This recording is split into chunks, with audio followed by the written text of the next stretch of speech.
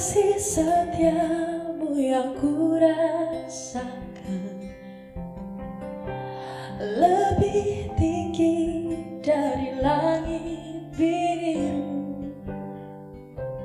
Kebaikanmu yang telah kau nyatakan lebih dalam dari lautan.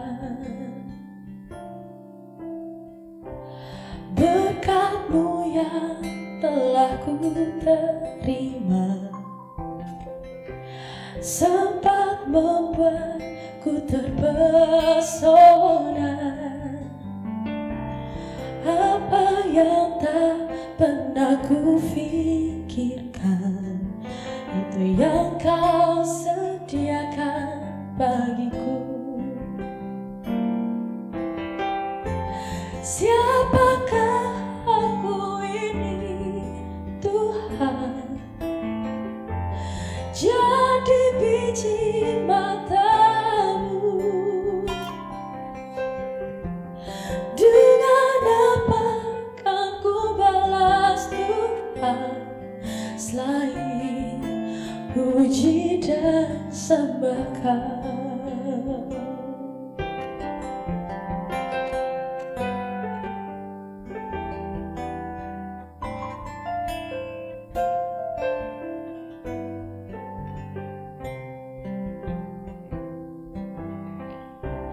Kasih setiamu yang ku rasakan lebih tinggi dari langit biru. Kebaikanmu yang telah kau nyatakan lebih dalam dari lautan. Berkat-Mu yang telah ku terima sempat membuatku terpesona.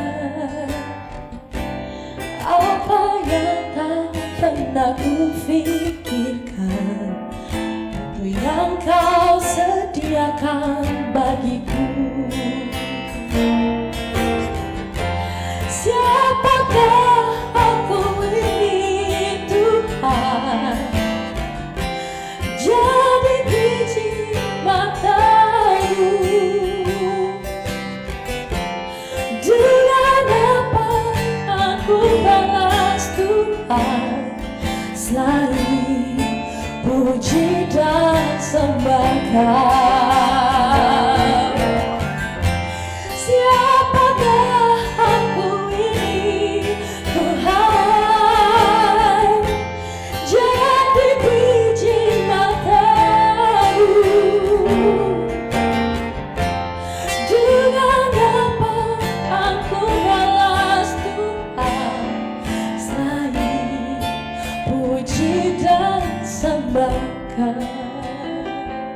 Selain puji dan sembah Kau.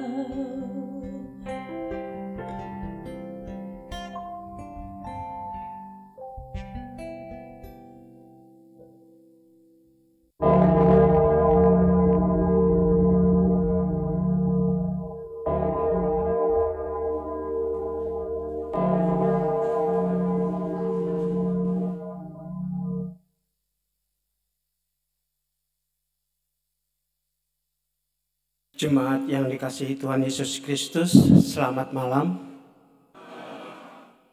Puji syukur kita panjatkan kehadirat Tuhan yang Maha Kuasa, karena begitu besar kasih-Nya kepada kita semua, sehingga kita boleh berkumpul dan beribadah kembali di tempat ini secara hybrid dan juga live streaming melalui kanal YouTube GKI Sarwa Indah.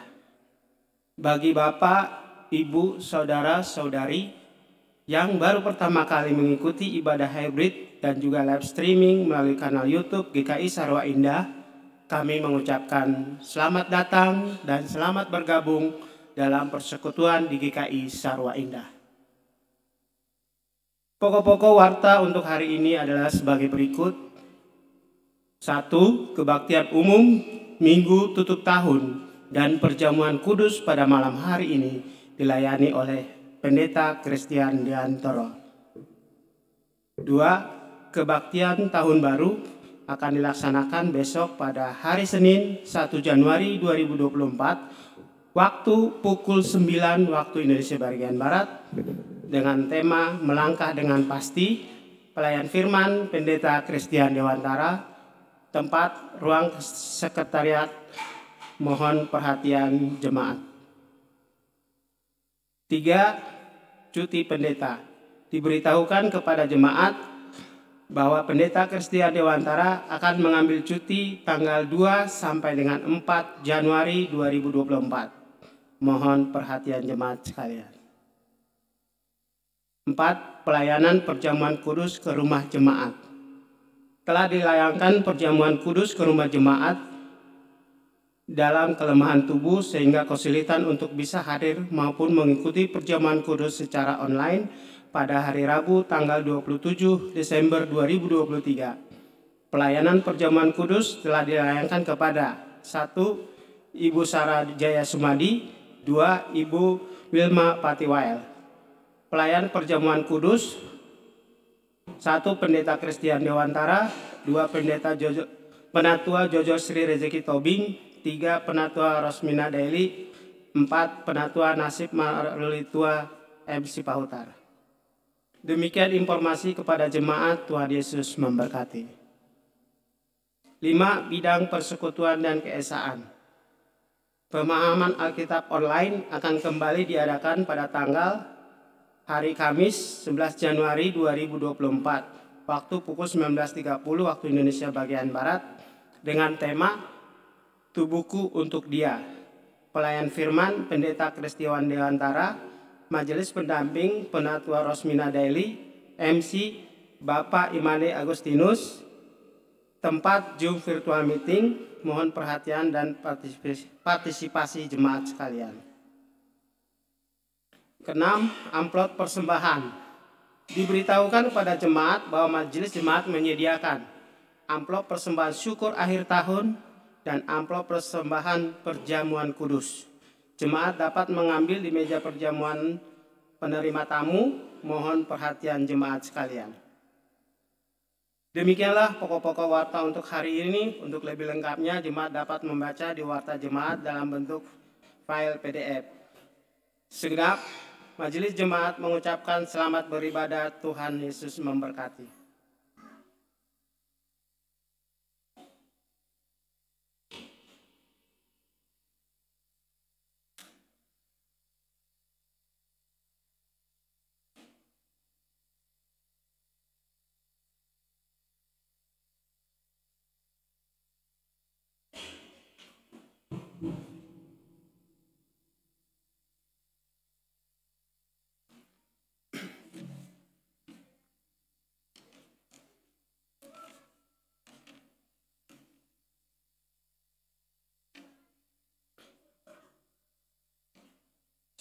Saudara, sampailah kita di penghujung tahun 2023. Banyak hal sudah terjadi dalam kehidupan kita masing-masing sepanjang tahun ini, baik suka maupun duka. Waktu yang sudah berlalu tidak dapat kembali. Hal-hal yang sudah terjadi tidak dapat terulang. Apa yang kita sesali dan apa yang kita syukuri akan kita tinggalkan di belakang. Yang baik dikenang, yang buruk dilupakan. Mari kita mengakhiri tahun dengan suatu perenungan supaya kita bisa belajar dari kesalahan dan kegagalan. Memaknai apa yang sudah kita raih dan capai. Sehingga kita menjadi lebih bijaksana, hidup dalam hikmat Tuhan di tahun depan dan selanjutnya. Saya mengundang umat untuk bangkit berdiri. Kita menyanyi dari Kidung Jemaat 331 ayat 1 dan 6. Siang malam musim tahun.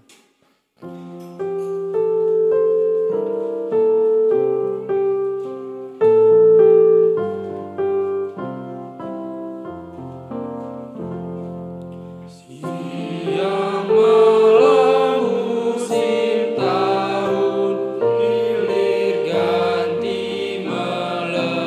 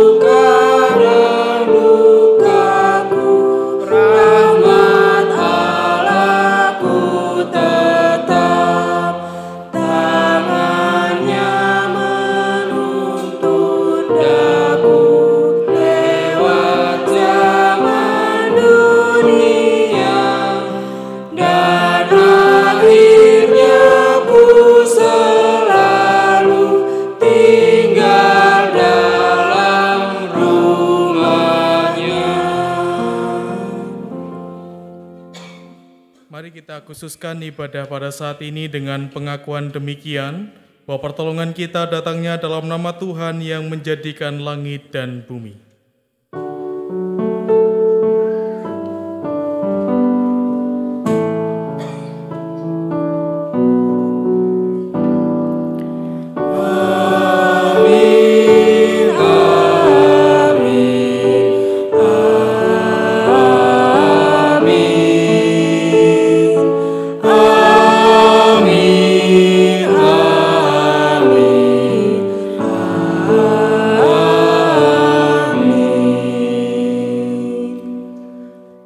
Beserta saudara. Dan beserta saudara juga. Silakan duduk.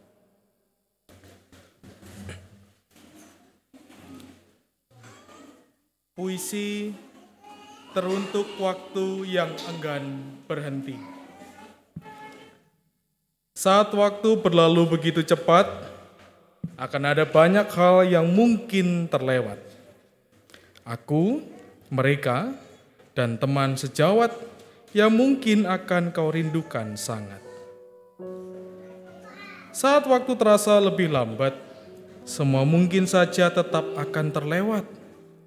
Kebersamaan yang pernah tersemat kala terbingkai jalinan erat.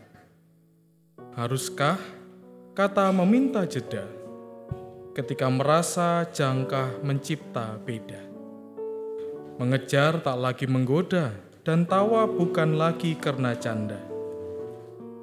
Atau haruskah semua tertawan bungkam, dibiarkan saja menahan sekam? Kala rindu begitu mengancam, sebuah jiwa yang tak kenal padam.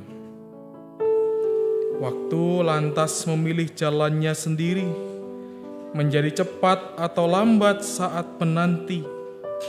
Di bawah barisan derai yang mengiringi, hanya untuk waktu yang enggan berhenti.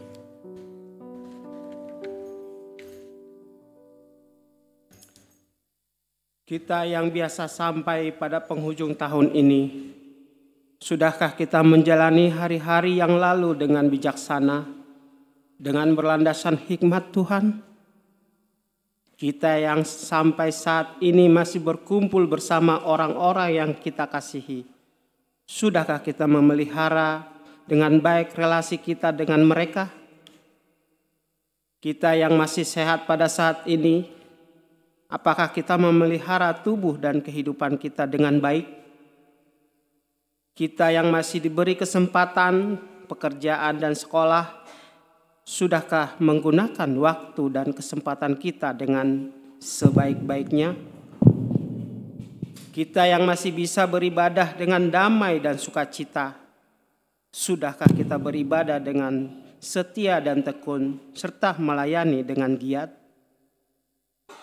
Ingatlah pada saudara-saudara kita yang keluarganya tercerai-berai. Ingatlah pada saudara-saudara kita yang terbaring sakit. Ingatlah pada saudara-saudara kita yang tidak memiliki kesempatan kerja dan sekolah. Ingatlah pada saudara-saudara kita yang harus beribadah dalam tekanan dan kecemasan. Tidakkah kita bersyukur atas apa yang kita miliki saat ini? Tidakkah kita ingin memelihara dan menjalani kehidupan kita selanjutnya dalam hikmat Tuhan? Berbahagialah orang yang mendapatkan hikmat, orang yang memperoleh kepandaian. Amsal 3 ayat 13. Mari kita cabut dengan nyanyian pelengkap Kidung Jemaat 283 ayat 1 hingga 4. Wahai anakku, janganlah kau lupakan.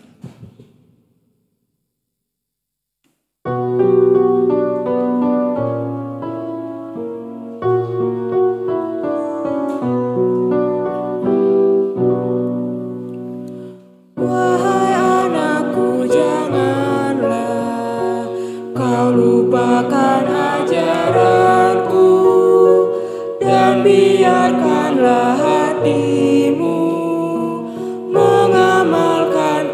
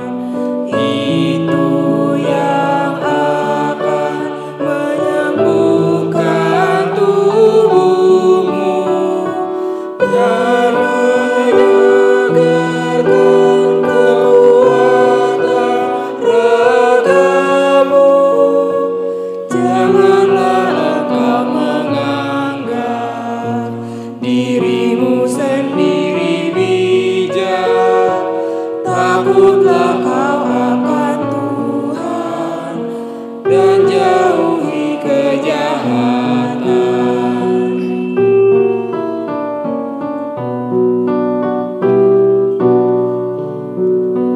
Berbahagialah orang yang terus mendapat hikmat. Berbahagialah orang yang beroleh kepandaian. Keuntungannya jauh lebih dari perak, juga hasilnya melebihi emas murni. Berbahagialah orang yang terus mendapat hikmat.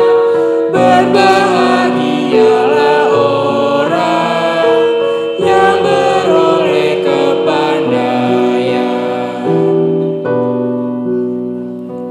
Kasih dan kesetiaan janganlah meninggalkanmu.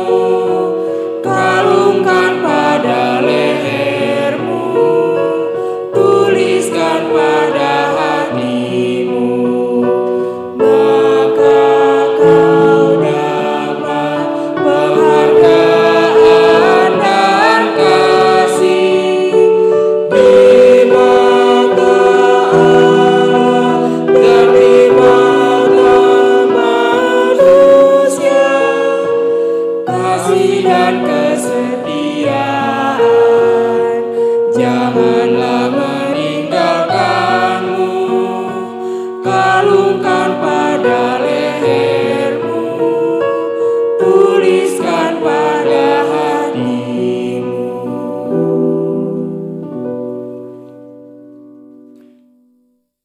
Marilah kita merenungkan dosa dan kesalahan yang telah kita lakukan sepanjang tahun ini. Dan marilah kita berdoa agar terang Kristus memegang tangan kita, memimpin kita untuk melangkah ke tahun yang baru. Jemaat, saya undang berdoa terlebih dahulu secara pribadi, nanti saya akan menutup dengan doa pengakuan dosa.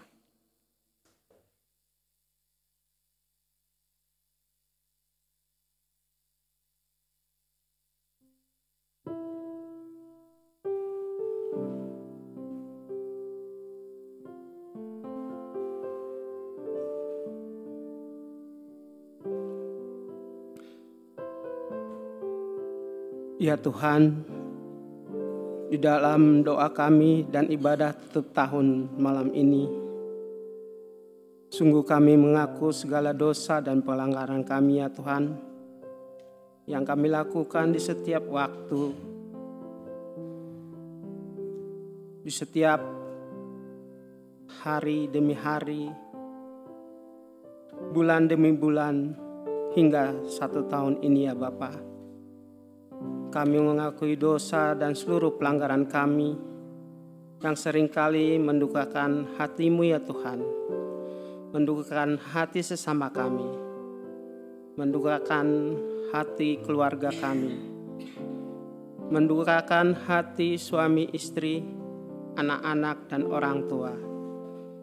Ya Tuhan, untuk menutup malam ini, tahun ini ya Tuhan, kami memohon pengampunan atas dosa-dosa dan pelanggaran kami Tuhan. Kami juga sering lalai dalam hidup, dalam hikmat Tuhan yang sering meninggalkan hikmat-Mu ya Tuhan. Biarlah kami boleh bangkit dan Tuhan memberi kami kemampuan untuk tidak mengulang dosa-dosa kami ya Tuhan. Ya Tuhan, kepadamu-lah kami memohon pengampunan, kiranya Tuhan mengampuni segala dosa-dosa pelanggaran kami. Di dalam Kristus Yesus kami berdoa. Amin.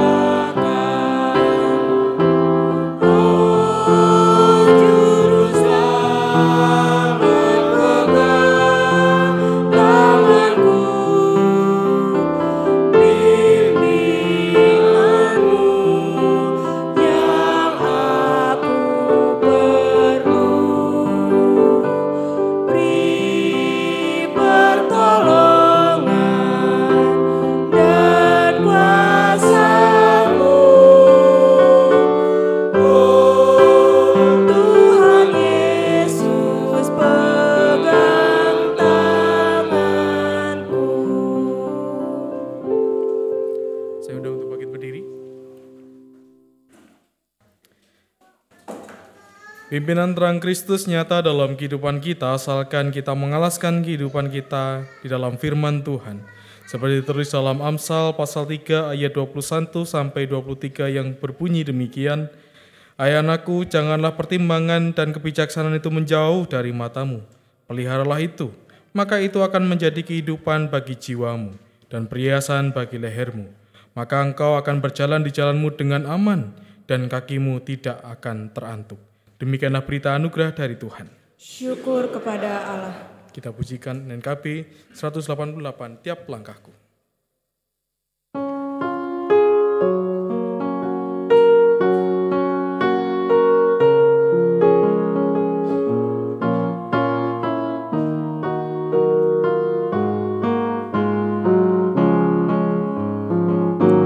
Tiap langkahku diatur oleh Tuhan, dan tangan kasih-Nya memimpinku.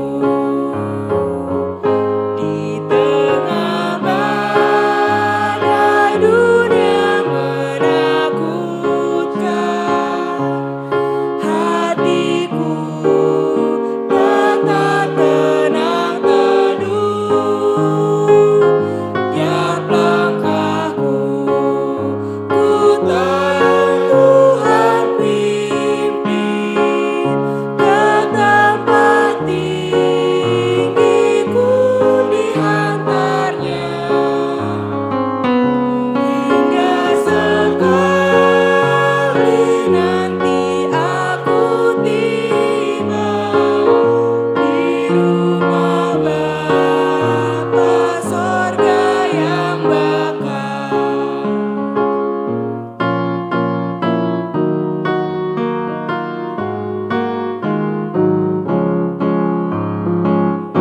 Di waktu imanku mulai goyah, dan bila jalanku hampir sesat, ku pandang Tuhan, ku menebus dosa. Ku teguh sebab Dia dekat. Tiap langkahku ku tahu Tuhan pimpin ke tempat tinggi, ku diantarnya hingga sekali nanti aku tiba di rumah Bapa sorga yang bakal.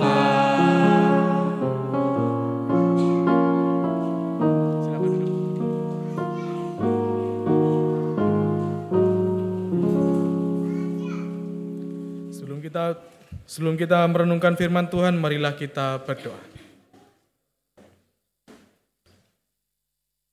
Kami sungguh mengucap syukur Tuhan untuk pemeliharaan-Mu selama tahun 2023 ini. Dan untuk mengakhiri tahun ini Tuhan, kami juga senantiasa rindu untuk menggumulkan firman-Mu. Bila sebentar kami akan belajar firman Tuhan, kiranya Tuhan membimbing kami. Biarlah Roh Kudus yang menolong kami agar firman yang diberitakan boleh kami pahami dengan baik dan terlebih lagi dapat kami nyatakan dalam kehidupan kami. Pakailah hamba-Mu yang jauh dari sempurna ini, bimbinglah dan pakailah seturut dengan kehendak-Mu saja. Demi Kristus kami berdoa. Amin. Pembacaan kitab 1 Raja-Raja pasal 3 ayat 5 sampai dengan ayatnya yang ke-14. 1 Raja-Raja pasal 3 ayat 5 sampai dengan ayat ke-14. Di Gibeon itu Tuhan menampakkan diri kepada Salomo dalam mimpi pada waktu malam. Berfirmanlah Allah, "Mintalah apa yang hendak kuberikan kepadamu." Lalu Salomo berkata, Engkaulah yang telah menunjukkan kasih setiamu yang besar kepada hamba-Mu Daud ayahku, sebab ia hidup di hadapan-Mu dengan setia, benar dan jujur terhadap Engkau, dan Engkau telah menjamin kepadanya kasih setia yang besar itu dengan memberikan kepadanya seorang anak yang duduk di taktanya seperti pada hari ini. Maka sekarang ya Tuhan Allahku, Engkaulah yang mengangkat hamba-Mu ini menjadi raja menggantikan Daud ayahku, sekalipun aku masih sangat muda dan belum berpengalaman. Demikianlah hamba-Mu ini berada di tengah-tengah umat-Mu yang Kau pilih, suatu umat yang besar, yang tidak terhitung dan tidak terkira banyaknya. Maka berikanlah kepada hamba-Mu ini hati yang faham menimbang perkara, untuk menghakimi umat-Mu dengan dapat membedakan antara yang baik dan yang jahat. Sebab siapakah yang sanggup menghakimi umat-Mu yang sangat besar ini? Lalu adalah baik di mata Tuhan bahwa Salomo meminta hal yang demikian. Jadi berfirmanlah Allah kepadanya, oleh karena engkau telah meminta hal yang demikian dan tidak meminta umur panjang, atau kekayaan, atau nyawa musuhmu, melainkan pengertian untuk memutuskan hukum, maka sesungguhnya aku melakukan sesuai dengan permintaanmu itu. Sesungguhnya aku memberikan kepadamu hati yang penuh hikmat dan pengertian, sehingga sebelum engkau tidak ada seorang pun seperti engkau, dan sesudah engkau takkan bangkit seorang pun seperti engkau. Dan juga apa yang tidak kau minta aku berikan kepadamu, baik kekayaan maupun kemuliaan, sehingga sepanjang umurmu takkan ada seorang pun seperti engkau di antara raja-raja. Dan jika engkau hidup menurut jalan yang kutunjukkan dan tetap mengikuti segala ketetapan dan perintahku sama seperti ayahmu Daud, maka aku akan memperpanjang umurmu. Demikianlah sabda Tuhan.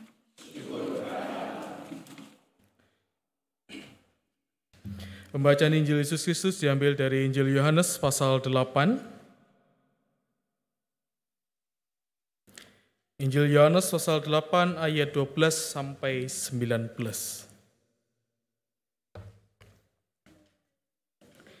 Demikianlah firman Tuhan. Yesus berkata lagi kepada mereka, "Akulah terang dunia. Siapa yang mengikut aku, ia tidak akan berjalan dalam kegelapan, melainkan ia akan mempunyai terang kehidupan." Kata orang-orang Farisi kepadanya, "Engkau bersaksi tentang dirimu, kesaksianmu tidak benar." Kata Yesus kepada mereka, "Biarpun aku bersaksi tentang diriku sendiri, kesaksianku itu benar, sebab aku tahu di mana aku datang dan kemana aku pergi. Namun kamu tidak tahu dari mana aku datang dan kemana aku pergi. Kamu menghakimi menurut ukuran manusia, aku tidak menghakimi seorang pun.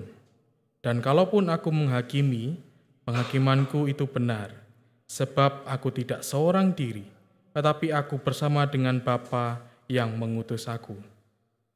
Dalam kitab Tauratmu ada tertulis bahwa kesaksian dua orang adalah sah.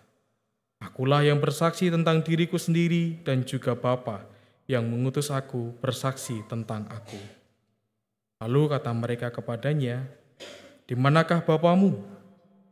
Jawab Yesus, "Baik aku maupun Bapakku tidak kamu kenal. Sekiranya kamu mengenal aku, kamu mengenal juga Bapakku."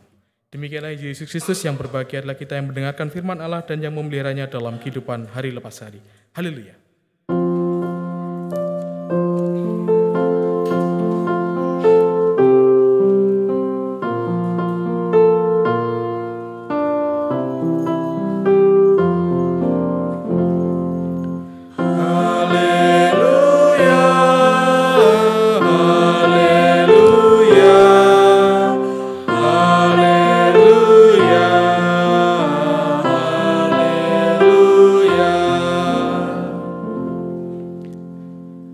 Ya, rasanya Bapak Ibu Saudara sepakat dengan kalimat ini, bahwa kata-kata itu tidak selalu bisa mengungkapkan seluruh maknanya dengan utuh gitu ya. Selalu ada makna di balik apa yang dikatakan. Kalau bercandaannya orang sekarang ada udang di balik rempeyek kan begitu toh. Jadi dari di balik kata-kata yang terdengar itu masih ada hal lain yang seringkali masih perlu digali. Nah, apalagi saya sebagai orang Jawa itu paham betul dengan hal itu. Kami itu orang Jawa itu terbiasa mau ngomong dari situ ke sana muternya jauh Ibu Saudara. Gak bisa to the point. Mau kayak apapun susah untuk to the point. Bahkan dulu saya ingat tim pembimbing ketika saya masih berproses jadi calon pendeta, tim pendidik bilang begini, gak usah sungkan mas, kalau ngomong saja gitu. Jadi saya muter dulu gitu. Dan itu memang sebuah kebudayaan yang memang bahkan sampai hari ini pun kadang masih terasa melekat dan akhirnya membuat orang di sekitar saya pun bingung apa sih maksudnya begitu. Bahkan juga tentang perkataan-perkataan yang dalam gitu. Kalau Bapak Ibu Saudara sering senang membaca dan membaca beberapa buku teologi itu ada yang membacanya itu perlu bimbingan Roh Kudus betul. Jadi untuk memahaminya itu benar-benar ini apa ya maksudnya. Ya itu tadi kayak yang orang-orang yang seringkali ada makna-makna tersembunyi itu kadang memang kita perlu Roh Kudus betulan gitu ya. Dalam menangkap apa yang dimaksudkan. Nah, oleh karena itu kadang karena ada banyak hal yang tidak connect gitu. Ada beberapa hal yang seringkali lalu menjadi hal yang membuat kita sulit. Ada banyak orang yang mengatakan apa akhirnya? Makanya belajar berhikmat gitu tak? Pernah enggak Bapak Ibu disuruh orang untuk belajar berhikmat? Seringnya kan disuruh, makanya kamu yang tekun belajar kan begitu. Makanya kamu yang rajin beribadah gitu. Tapi pernah enggak kalau disuruh, makanya belajar berhikmat? Gitu. Saya pernah disuruh itu dan saya bingung. Apa ya maksudnya ya? Gitu. Waktu itu ketika saya diminta untuk ketika menggumulkan sekolah teologi itu, kamu berhikmatlah. Galilah betul panggilan. Anak baru umur berapa, belum ada 20 tahun, tolah-toleh gitu. Apa ya berhikmat itu? Bagaimana caranya? Bagaimana memulainya? Bagaimana kita lalu menghayati dan menyatakan itu? Sedangkan tema kita hari ini hidup dalam hikmat Tuhan. Nah, kalau saya tanyalah sekarang, Bapak Ibu ngerti enggak hikmat Tuhan itu apa? Ada yang tahu? Hikmat Tuhan itu apa? Kalau tahu ini berarti sudah khotbahnya. Loh iya toh ya, kalau sudah tahu ngapain dikhotbahin lagi? Apa hikmat Tuhan itu? Seringkali kita masih bingung gitu ya. Dan seringkali menjadi sesuatu hal yang tidak menyentuh dan menjangkau kita dengan baik. Nah saya iseng melihat di KBBI itu hikmat itu artinya kebijakan dan kearifan. Jadi hikmat itu berarti adalah bagaimana kita menggumulkan segala situasi, segala hal itu dengan baik, dengan utuh, dengan mempertimbangkan semuanya. Jadi bukan gerusa-gerusu begitu. Sederhana, hidup berhikmat itu bukan hidup yang sakarpe inyong gitu. Bukan juga hidup yang lalu enggak. Tetapi hidup berhikmat ketika saya melihat itu, saya menggumulkan bahwa ada satu hal yang bisa menjelaskan bahwa kita belajar untuk mempertimbangkan segala sesuatu dalam hal yang lebih baik lagi. Nah cuman ya ini, nanti kita akan belajar bagaimana mempertimbangkan sesuatu itu juga harus baik. Jangan sampai kita kebanyakan ngerem ngegasnya enggak. Wah ini cilaka kalau begitu. Ada juga kan orang yang tipenya mikir dulu baru action gitu kan. Ada juga yang orang action dulu baru mikir. Ada juga yang orang sambil mikir sambil action. Nah, hal gitu yang itu memang tipe gitu. Dan saya memang kecenderungannya memang gampang mikir dulu baru action, makanya lama banget gitu. Jadi itu style-style beberapa orang begitu yang kita miliki. Dan saya berharap Bapak Ibu Saudara juga menemukan apakah kita ini tipe yang mikir dulu baru bertindak, atau bertindak dulu baru mikir, atau bisa berjalan barengan. Nah itu pun juga outputnya harusnya berbeda begitu dalam menghayati berhikmat. Nah kita belajar hikmat itu dari Salomo seperti bacaan pertama kita. Nah Salomo ini meminta hikmat itu tentu dalam kapasitasnya sebagai apa? Sebagai raja. Jadi dia meminta hikmat itu tidak hanya sekedar meminta hikmat yang universal begitu. Bukan sekedar meminta hikmat yang sekedar pokoknya aku minta hikmat Tuhan, enggak. Tapi benar-benar dia spesifik sekali meminta hikmat itu untuk tugas dan tanggung jawabnya sebagai seorang raja. Nah, kenapa begitu? Karena dia menyadari bahwa tanggung jawab menjadi raja ini tidak mudah. Menjadi sesuatu yang begitu besar bagi dirinya. Apalagi kalau Bapak Ibu Saudara membaca dari 1 Raja-Raja pasal 1, perpindahan dari Daud ke Salomo itu enggak gampang gitu. Karena ada semacam kudeta juga yang terjadi. Jadi ada orang lain yang tiba-tiba mengklaim dirinya sebagai siapa? Raja. Jadi memang situasinya enggak mudah ya. Mungkin saja Salomo merasakan kegelisahan yang begitu luar biasa. Dan dia mempersembahkan begitu banyak hal.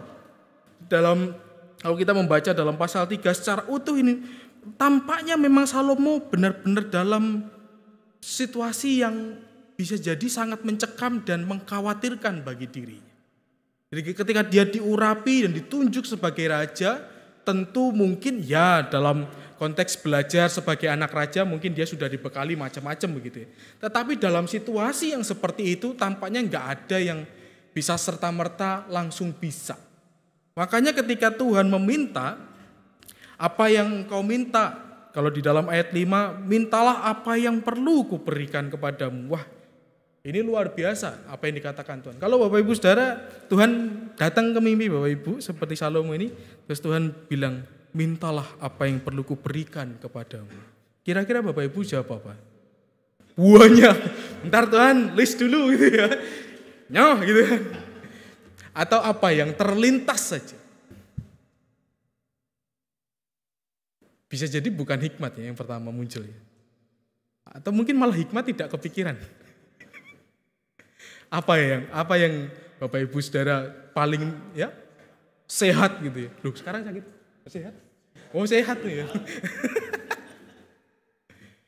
Sering bisa jadi apa yang diminta ketika kesempatan itu datang bisa jadi macam-macam. Tetapi karena situasi ini yang menjadi kata kuncinya adalah karena Salomo menyadari situasinya masih genting dan dia sadar bahwa ada banyak hal yang kurang di dalam dirinya. Ada banyak keterbatasan dan dia tahu kebutuhannya sebagai raja. Makanya dia meminta hikmat. Nah ini menjadi sesuatu hal yang sangat indah. Karena ternyata Tuhan pun melihat itu menjadi sesuatu yang luar biasa. Dan bahkan Tuhan memberikan segala sesuatu yang Salomo tidak minta. Yaitu kekuasaan, kemuliaan gitu ya, umur panjang. Dan bahkan kita melihat dikatakan di sini tidak ada yang berhikmat seperti Salomo sebelum Salomo hidup bahkan sesudah Salomo hidup. Jadi apa yang diminta Salomo itu ternyata menjadi sesuatu hal yang sangat indah dan Tuhan memberkati. Nah inilah yang perlu kita gumulkan dan teladani Bapak Ibu Saudara. Biasanya kalau kita tahun baru ini nanti yang mandok hata, apa yang mau diomongin? Jadi kan seringkali kita berbicara tentang apa? Resolusi gitu ya. Kita merencanakan tahun 2024 harus begini dan begitu gitu ya. Nah, apa yang sedang kita gumulkan dan apa yang sedang kita harapkan ada dalam kehidupan kita. Bisa jadi itu menjadi sebuah permohonan kita nanti tengah malam ketika tahun ini berganti gitu ya. Bisa jadi hal-hal yang selama ini memang kita inginkan betul kita miliki, kita berharap targetnya tahun ini tercapai. Tapi marilah kita belajar dari Salomo. Apakah yang kita minta itu benar-benar kebutuhan kita atau keinginan kita?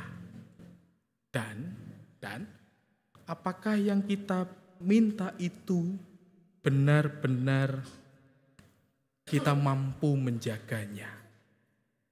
Ini yang perlu kita gumulkan.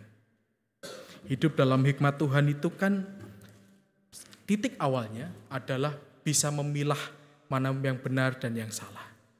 Sekaligus juga memilah apa yang benar dan harus kita miliki dan apa yang tidak. Karena keinginan dan kebutuhan itu kan satu hal yang sangat berbeda. Nah saya berharap kita menggumulkan itu.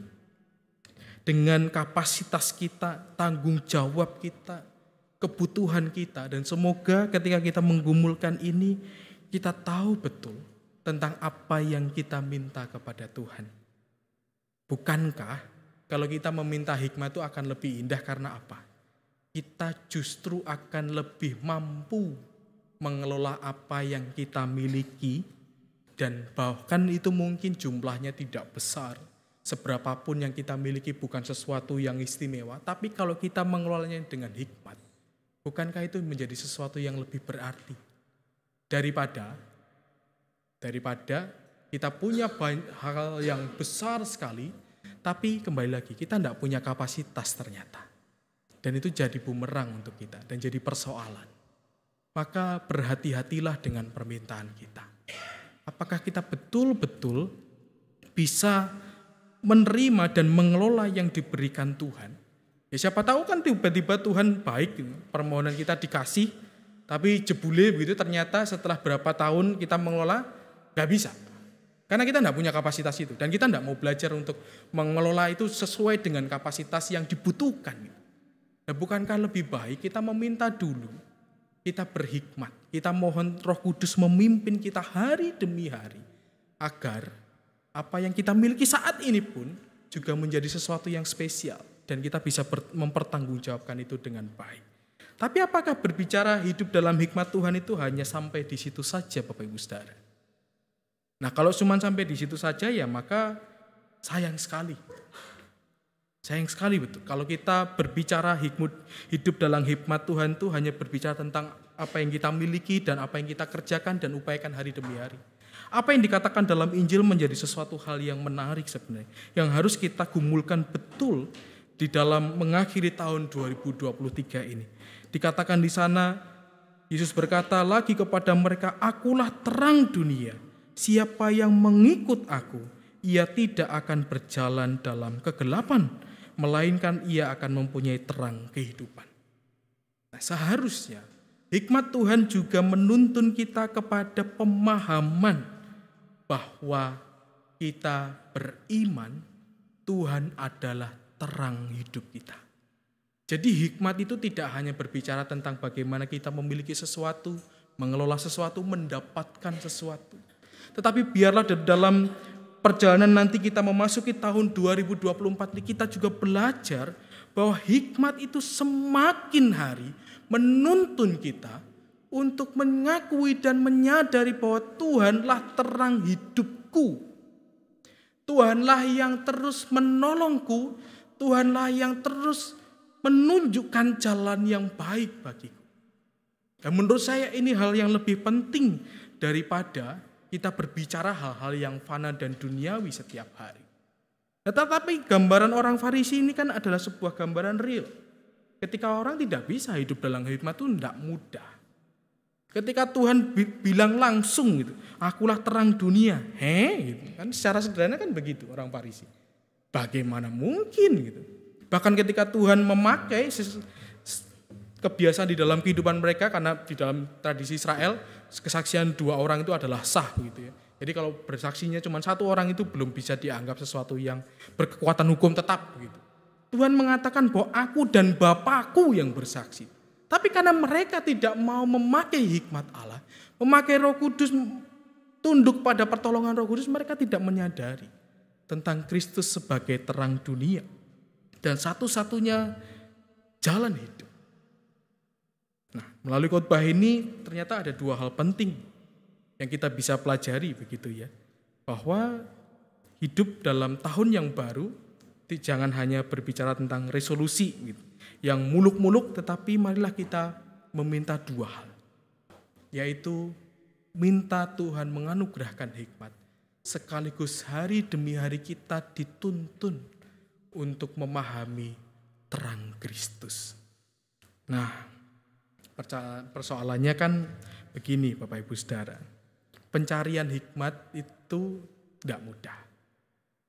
Kemarin saya iseng-iseng gitu ya, searching bagaimana kondisi ekonomi tahun 2024. Saya iseng aja, ya saya sih bukan ahli ekonomi, cuman iseng aja membaca. Nah, beberapa ekonom mengatakan Ekonomi 2024 itu masih akan berat. Apalagi di tahun politik. Orang banyak masih menahan investasinya karena menunggu hasil Pilpres. Katanya begitu. Jadi kita diminta untuk bersiap kalau ada situasi-situasi yang tidak terduga. Hal-hal seperti itu menjadi sebuah fakta yang ya tergantung ukurannya nanti bagaimana, tetapi itu bisa saja mempengaruhi hidup kita. Bisa saja situasi-situasi sulit itu akan berdampak kepada diri kita. Nah, kita juga, ya contohlah COVID kemarin, siapa yang menduga tiba-tiba datang dan menghantam kita begitu. Kalau ibu ingat, saya itu kan baru sebulan di sini selalu lockdown kan. Saya baru ngikut ibadah itu 2 atau 3 kali gitu di sekolahan gitu. Tiba-tiba deng gitu, udah nggak bisa kemana-mana gitu. Nah hal seperti itu mungkin saja terjadi nanti. Ya saya tidak nakut-nakuti, saya juga tidak mencoba untuk membuat Bapak Ibu Saudara takut, tetapi marilah kita melihat bahwa hikmat ini benar-benar perlu dan butuh, karena ada situasi-situasi di depan yang mungkin saja tidak bisa terduga. Oleh karena itu yang terpenting adalah undanglah Roh Kudus agar benar-benar memimpin kita dan memberi hikmat Allah. Biarlah juga pencarian kita, pencarian hikmat ini juga dalam kehidupan kita hari lepas hari di situasi-situasi yang biasa kita kerjakan. Bisa dalam pekerjaan kita, dalam relasi kita, dalam kehidupan bermasyarakat kita, bahkan dalam segala hal yang mungkin tampaknya sederhana. Tapi biarlah kita belajar untuk mencari hikmat Tuhan melalui hal itu. Jadi tidak perlu ke tempat-tempat khusus untuk minta wangsit. Jadi tidak perlu cari ke sana, Tuhan aku minta hikmatmu, katanya di sana bisa, nggak usah, nggak perlu, nggak perlu datang ke tempat kayak gitu. Tapi cukup kerjakan apapun yang ada dalam kehidupan Bapak Ibu Saudara hari demi hari. Enak nggak enak, nyaman nggak nyaman itu, tetapi kalau itu dikerjakan hari demi hari, kok rasanya kita akan bisa menemukan hikmat Tuhan itu dan terang Kristus ada dalam hidup kita. Rasanya kalau kita mau mengerjakan itu dalam kesetiaan, dengan ketaatan, dengan keteguhan, maka hikmat itu bukan lagi menjadi sesuatu hal yang nun jauh di atas bukit gitu. Tetapi biarlah itu menjadi sesuatu hal yang bisa kita hayati hari demi hari. Saya pernah merefleksikan proses seperti ini ketika saya dulu naik gunung. Ya walaupun gak sampai puncak sih. Karena kakinya kram kanan kiri. Benar-benar tidak bisa digerakkan. Tetapi saya belajar satu hal melalui naik gunung itu ketika berproses bersama Tuhan itu kayak gitu.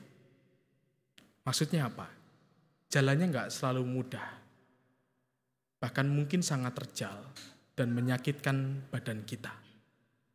Tapi, kalau kita mau setia kepada jalan yang cuman setapak itu, Bapak Ibu Saudara, sampai kok di tempat yang benar.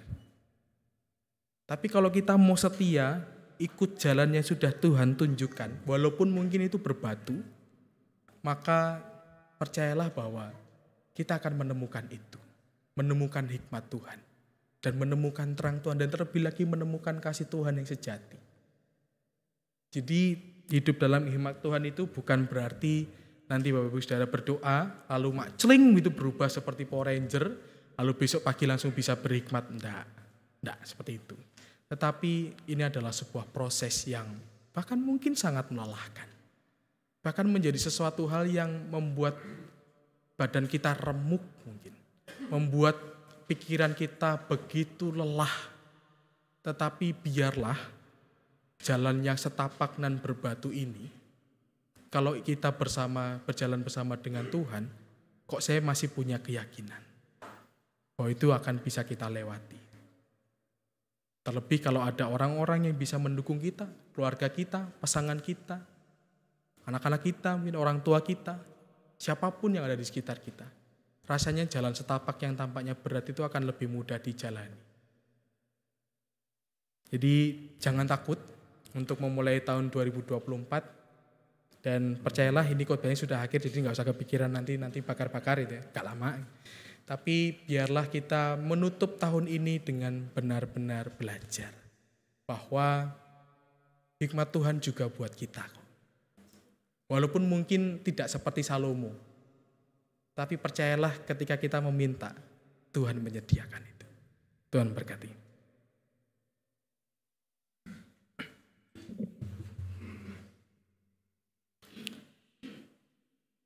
Saat hening untuk kita semua. Kita akan mendengarkan persembahan pujian dari trio Milala, betul? Dengan lagu Arti Kehadiran. Apa ini trio Milala? Oh, ya.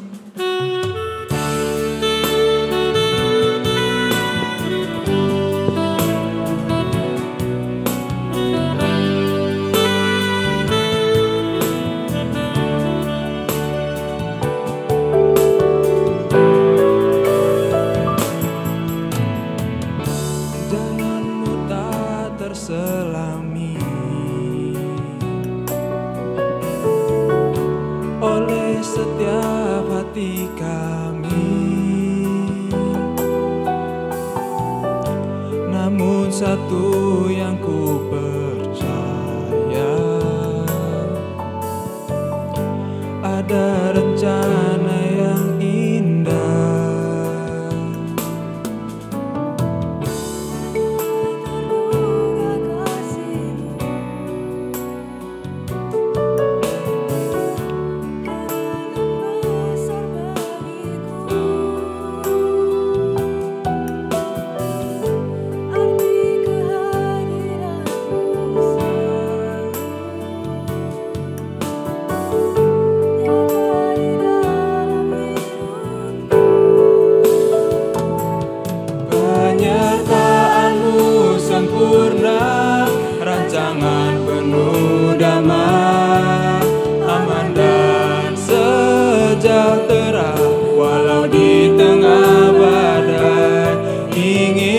Selalu bersama, rasakan keindahan arti kehadiran-Mu Tuhan.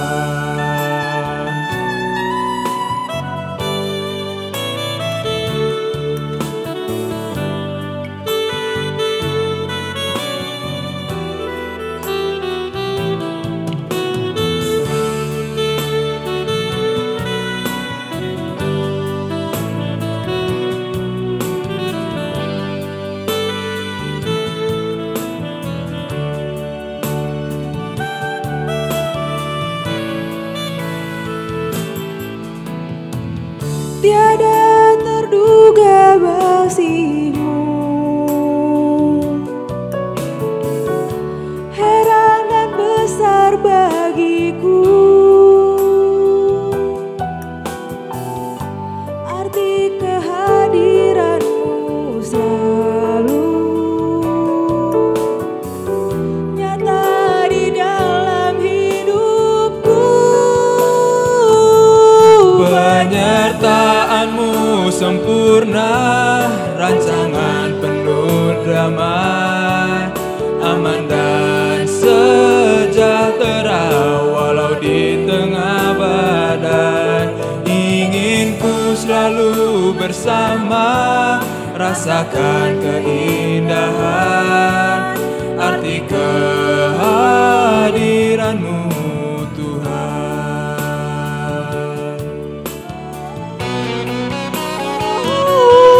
penyertaan-Mu sempurna, rancangan penuh damai, aman dan sejahtera walau di tengah badai. Ingin ku selalu bersama, rasakan keindahan arti kehadiran-Mu Tuhan. Arti kehadiran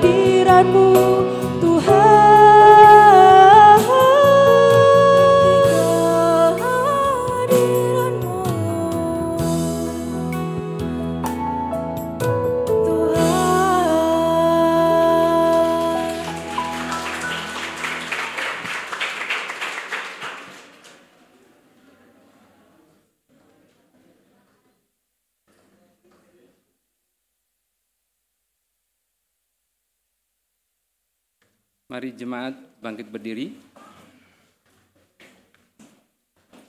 Marilah kita bersama dengan umat Allah di masa lalu, masa kini, dan masa depan mengingat pengakuan pada baptisan kita menurut pengakuan iman rasuli. Aku percaya kepada Allah, Bapa yang Maha Kuasa, Khalik langit dan bumi, dan kepada Yesus Kristus, Anaknya yang tunggal Tuhan kita, yang dikandung daripada Roh Kudus, lahir dari anak darah Maria, yang menderita sengsara di bawah pemerintahan Pontius Pilatus, disalibkan, mati dan dikuburkan, turun ke dalam maut. Pada hari yang ketiga, bangkit pula dari antara orang mati, naik ke surga, duduk di sebelah kanan Allah, Bapa yang Maha Kuasa, dan dari sana Dia akan datang untuk menghakimi orang yang hidup dan yang mati. Aku percaya kepada Roh Kudus, gereja yang kudus dan am, persekutuan orang kudus, pengampunan dosa, kebangkitan orang mati, dan hidup yang kekal. Amin. Mari jemaat duduk kembali.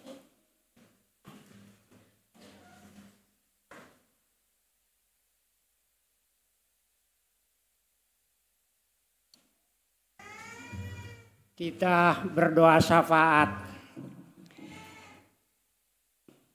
Ya Tuhan Allah, tahun 2023 ini segera berlalu. Siang, malam, musim, tahun, gilir ganti melenyap ya Tuhan. Tinggal tanggung jawab kami ya Tuhan untuk melangkah ke tahun 2024. Ada banyak yang Kau berikan kepada kami. Kebijaksanaan, hikmat Engkau berikan kepada kami. Engkau juga menambahkannya dengan waktu-waktu yang baik yang kami nikmati. Persekutuan yang baik di gereja ini ya Tuhan. Juga Engkau memberikan kepada kami harta milik yang boleh kami kelola ya Tuhan. Ada banyak harta yang kami punyai. Ada juga harta daripada saudara-saudara kami yang kami manfaatkan. Sekolah Nusa Indah yang kami manfaatkan. Juga akan halnya pastori yang kami manfaatkan. Juga akan halnya tempat ini ya Tuhan. Terima kasih. Harta yang lainnya adalah lahan kami di Dusun 3. Lahan ini sedang kami usahakan untuk perizinannya ya Tuhan. Biarkanlah di dalam kami mengusahakan akan perizinan ini, kami tidak tawar hati. Kami teguh imannya. Kami boleh dengan iman kami melangkah kepada orang-orang yang harus kami temui. Kami temui akan masyarakat di sekitarnya. Kami temui akan pemerintah yang harus memberikan izin kepada kami. Dan kami temui juga apabila perlu ulama-ulama yang harus kami temui Tuhan. Biarkan dengan Roh Kudus-Mu kami boleh dibimbing di dalam kami menemui orang-orang ini ya Tuhan. Kalau apa yang ada dalam surga, biarkan pula agar jemaat-Mu di sini mendukungnya. Biarkan pula agar gereja-gereja di sekitar kami, GKI, mendukungnya ya Tuhan. Kami memberikan dengan ikhlas akan tenaga kami untuk pengurusannya ya Tuhan. Kami memberikan dengan ikhlas akan persembahan-persembahan, akan uang kami, akan tenaga kami ya Tuhan. Allah apa dalam surga. Ke dalam tangan-Mu lah kami serahkan perizinan daripada lahan di Dusun 3 ini. Ampunkan dosa kami ya Tuhan dan dengarkan kami karena satu nama, Anak-Mu Yesus Kristus. Kami melanjutkan doa syafaat kami Tuhan. Kami juga mengucap syukur dalam doa syafaat kami untuk saudara-saudara kami yang dalam minggu ini berulang tahun. Kami berdoa untuk Bapak Sigit Pamungkas, Saudari Zevanya Utasoid, Penatua Emmanuel Marino, Ibu Lydia Pamela Patricia, dan Ibu Dona Rosaria Manurung. Kami bersyukur untuk saudara-saudara kami yang dalam minggu ini boleh merasakan pertambahan usia mereka. Biarlah Tuhan memberkati dan menolong saudara kami ini agar di dalam usia baru yang mereka miliki, mereka pun juga boleh belajar untuk hidup dalam hikmat Tuhan. Dalam segala keterbatasan mereka, dalam segala talenta yang Tuhan anugerahkan, biarlah mereka pun juga dapat terus menyatakan hidup dalam terang kemuliaan Tuhan. Kami pun juga berdoa untuk saudara kami yang saat ini masih dalam masa pemulihan dan pengobatan. Kami berdoa untuk Ibu Mami Palon, Ibu Ana Panjaitan, Ibu Yulia Kristianti, Bapak RC Siagian, Bapak Rudi Pasaribu, Ibu Sri Herawati Hutasoid, Ibu Irna Kurniarini Siadari, Bapak Rafles Simamora, Ibu Ruslina Limbong Sagala, Bapak Hotman Tua Utapea, Ibu Saraje Sumadi, Oma Wilma Patiwael, Bapak Pramadi Kristasta, Bapak Christian Hutagalung, Ibu Nika Elizabeth Buki, Bapak Wahyu Hidayat, Ibu Yohana Triani, Ibu Maria Magdalena, Ibu Tambunan, dan Bapak Oscar Simamora. Kami menyerahkan saudara-saudara terkasih ini Tuhan dalam proses pemulihan yang dijalani bersama tim dokter dan bersama dengan pertolongan keluarga. Biarlah mereka tetap berharap kepada Tuhan dalam masa sakit yang saat ini sedang dipergumulkan. Biarlah dalam proses yang dilalui bersama Tuhan berkenan dan memberkati itu, agar proses yang dijalankan juga boleh membawa kesembuhan bagi saudara-saudara kami. Tuhan, tak terasa kami sudah akan mengakhiri tahun 2023 ini. Biarlah kami mengucap syukur atas segala hal yang sudah kami lalui dan lewati, baik suka maupun duka, baik setiap berkat maupun setiap pergumulan yang Tuhan izinkan hadir dalam kehidupan kami. Biarlah kami tidak berkecil hati ketika kami mengakhiri tahun ini, walaupun mungkin menurut ukuran manusia tidaklah menjadi sebuah kehidupan yang sempurna. Tapi biarlah kami dapat belajar bahwa apa segala sesuatu yang ada di dalam kehidupan kami, Tuhan izinkan itu terjadi. Biarlah kami belajar untuk memakai pikiran Tuhan, dan biarlah kami juga terus belajar untuk mau bersyukur dalam segala situasi. Kami pun juga memohon agar dalam tahun baru yang akan kami hadapi, biarlah hikmat Tuhan yang ada di dalam diri kami, biarlah Roh Kudus yang memimpin kami, agar apa yang kami kerjakan boleh juga tetap seturut dengan kehendak Tuhan, dan terlebih tetap memuliakan nama Tuhan. Namun juga kami boleh terus bertumbuh mengenal Tuhan semakin baik dan menyatakan itu dalam perubahan hidup kami. Kami juga memohon untuk proses yang sedang dikerjakan oleh Majelis Jemaat dan bersama seluruh komisi dalam pengumpulan program kerja untuk tahun depan dan pencarian pribadi-pribadi untuk pengurus komisi. Tuhan kiranya memberkati agar proses ini juga dapat berjalan dengan baik dan kami dapat menyambut tahun baru yang akan datang dengan pelayanan yang lebih baik lagi, lebih bertumbuh dan boleh menjadi berkat yang lebih baik lagi bagi siapapun yang kami layani. Tuhan berkati juga setiap pribadi yang beribadah di tempat ini, baik setiap jemaat maupun simpatisan. Tuhan tolong kehidupannya, sehingga di dalam menjalani tahun yang akan datang ini, kami tidak dalam rasa takut, walaupun ada banyak hal yang masih tidak pasti. Tapi biarlah kami dapat belajar bahwa di dalam kasih Tuhan, kami boleh mengerjakan itu semua dengan baik. Dan kami pun juga memohon, Tuhan berkati negara kami. Biarlah tahun depan boleh semakin baik dan negara kami boleh semakin berubah ke arah yang lebih baik lagi. Baik melalui pemilu yang akan dijalankan maupun juga perubahan-perubahan yang dinyatakan oleh setiap pribadi di negara kami. Biarlah tanggung jawab ini boleh kami ambil bersama. Dan biarlah kami sebagai umat-Mu di Indonesia ini boleh juga menyadari bahwa apapun yang terjadi dalam negara kami pun juga ikut bertanggung jawab memeliharanya dan juga mengupayakannya ke arah yang lebih baik lagi. Inilah seluruh syukur dan permohonan kami Tuhan. Dalam Kristus kami berdoa. Amin.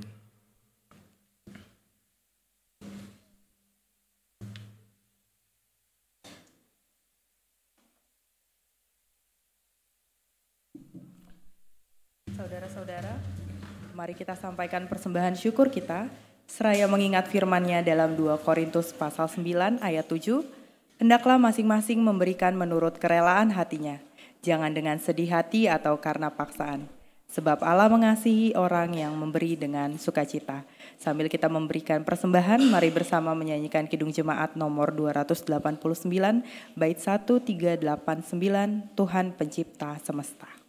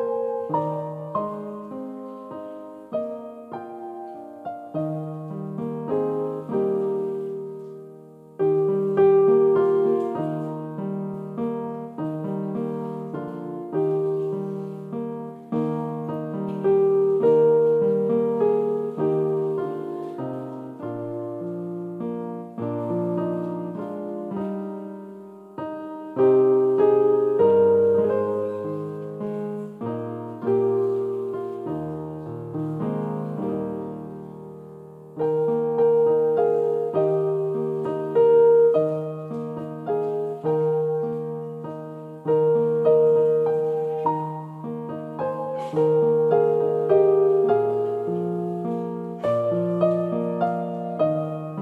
diundang bangkit berdiri.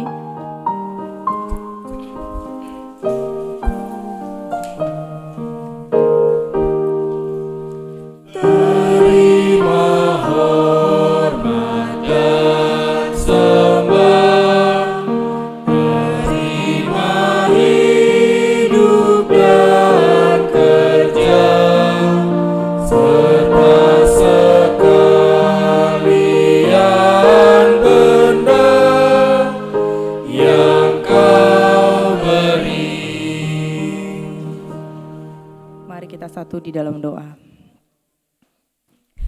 Di malam penuh dengan perenungan ini Tuhan, kami membawa sembah dan syukur kami untuk setiap hari yang kami lalui sepanjang tahun ini. Dalam setiap gelak tawa yang kami ingat karena kemurahan hati-Mu Bapa, juga dalam setiap tetesan air mata di mana pertolongan-Mu terasa begitu sempurna. Tiada henti kami mengucap syukur untuk penyertaan-Mu dalam kehidupan kami. Pada malam hari ini juga Tuhan, kami datang membawa persembahan kami. Persembahan yang tidak sebanding dengan apa yang telah kami terima daripada-Mu. Kami mohon Tuhan kiranya Engkau berkati persembahan ini, memberkati setiap tangan yang memberi dan setiap tangan yang akan mengelolanya, agar persembahan ini hanya digunakan untuk kemuliaan-Mu saja Tuhan. Dalam nama Tuhan Yesus kami telah berdoa. Amin. Jemaat dipersilakan duduk.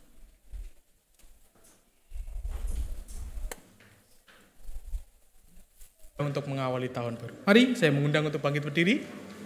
Saudara, hari kemarin sudah menjadi sejarah. Hari esok masih merupakan misteri. Tetapi hari ini adalah berkat anugerah dari Tuhan.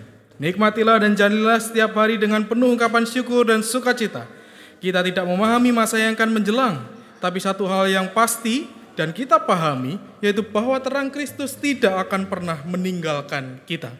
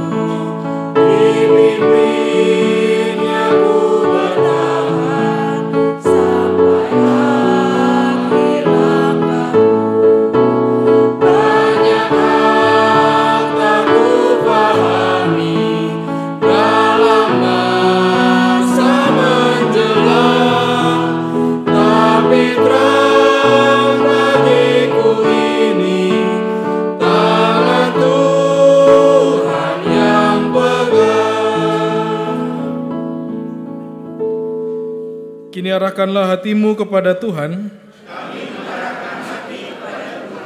Jadilah saksi Kristus, jalanilah hidup dalam syukur dan dalam pengharapan.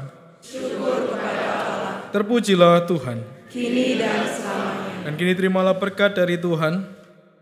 Aku memberkati engkau, Tuhan berkati engkau dan melindungi engkau. Tuhan nyari engkau dengan wajahnya dan memberi engkau kasih karunia. Tuhan menghadapkan wajahnya kepadamu dan memberi engkau damai sejahtera. Haleluya.